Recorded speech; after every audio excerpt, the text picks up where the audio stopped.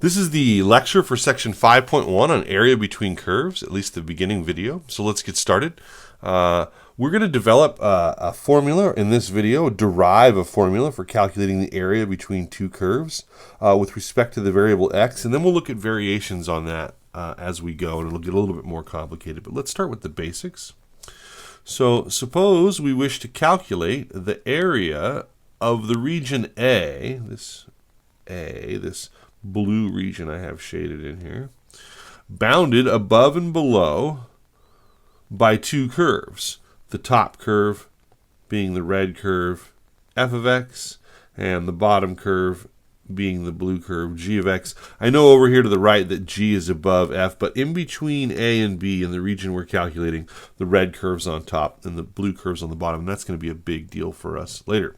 So top over bottom, over some interval of x, a to b. So to derive a formula for calculating this area, we begin with an approximation by subdividing the interval AB into n approximating rectangles. So this is pretty standard calculus 1 at this point. What I have here is a rough approximation in these rectangular blocks here, and I've colored most of them in purple, but I've got one in here that is yellow, and that's going to be my general ith block or rectangle in the middle. So although I do have specifically 8 rectangles here, I want you to think of this as just n general slices, and I have a first one, a second one, some generic one in the middle, all the way to my nth last one on the end.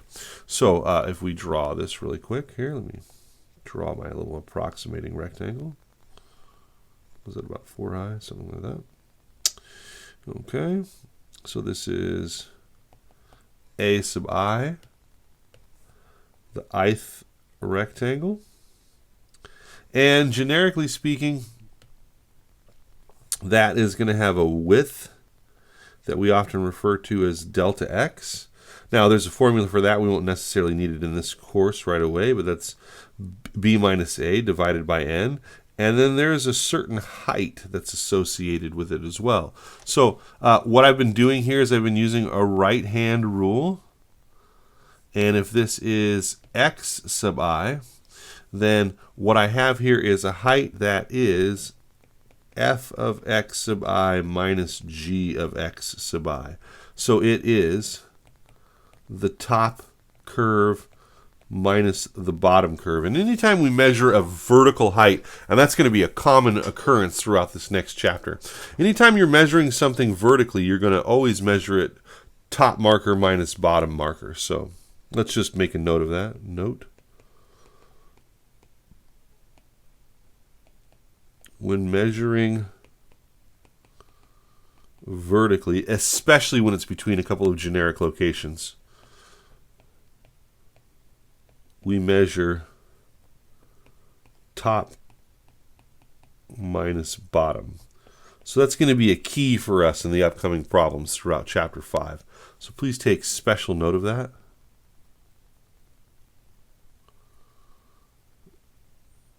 And the sooner you get on board with that idea, the better. So then what we have is our area from above, this area here. A is approximately, this is an approximation, the sum from I equals 1 to n of all the a sub i's, starting with a1, a2, dot, dot, dot, up to ai, dot, dot, dot, up to an. Now, according to our formula, that is equal to the sum from I equals 1 to n of the height, which is f of x sub I minus g of x sub I times delta x. Now, that's our general summation for the approximation. This is general summation of the approximation. It's very Seussical, isn't it? Okay, so how is that going to translate to our next little diagram here? Well, the next thing we're going to do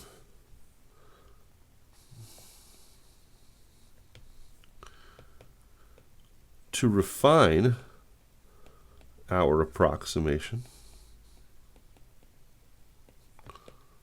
we will let n, the number of rectangles, the number of subdivisions,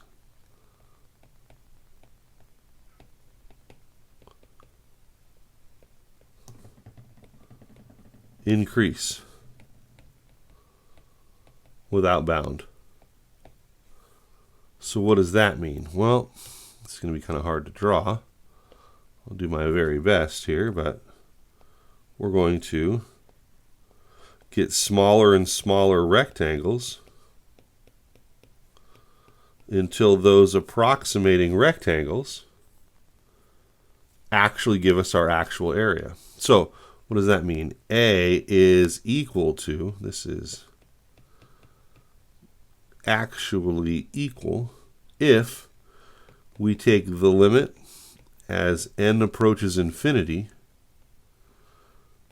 of the number of rectangles used in our approximation. So all we're doing here is we're using the same general summation notation, but we're also taking its limit as n approaches infinity. And that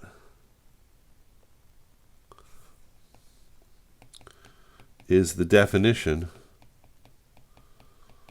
of definite integral from Calc 1. And this becomes equal to the integral from a to b of f of x minus g of x dx. And I want to stress here again, top minus bottom. So that's our formula. So let's recap. Area between two curves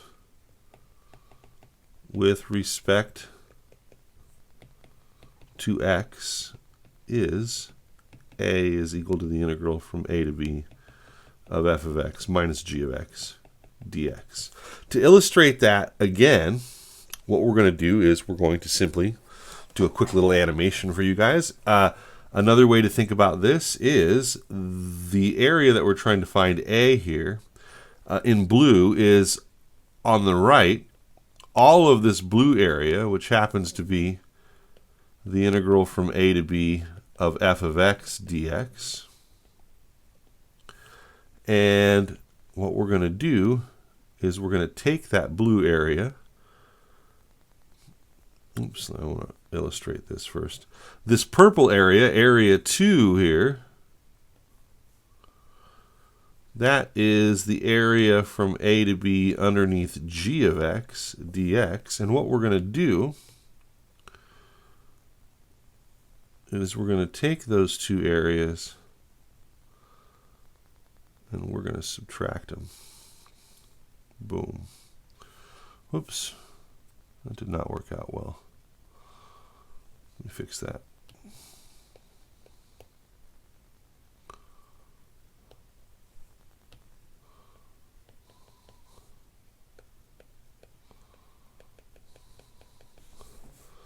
So A, which is area 1 minus area 2, it's hard to see now that I've superimposed these on top of each other, but area 1 was the full area underneath F.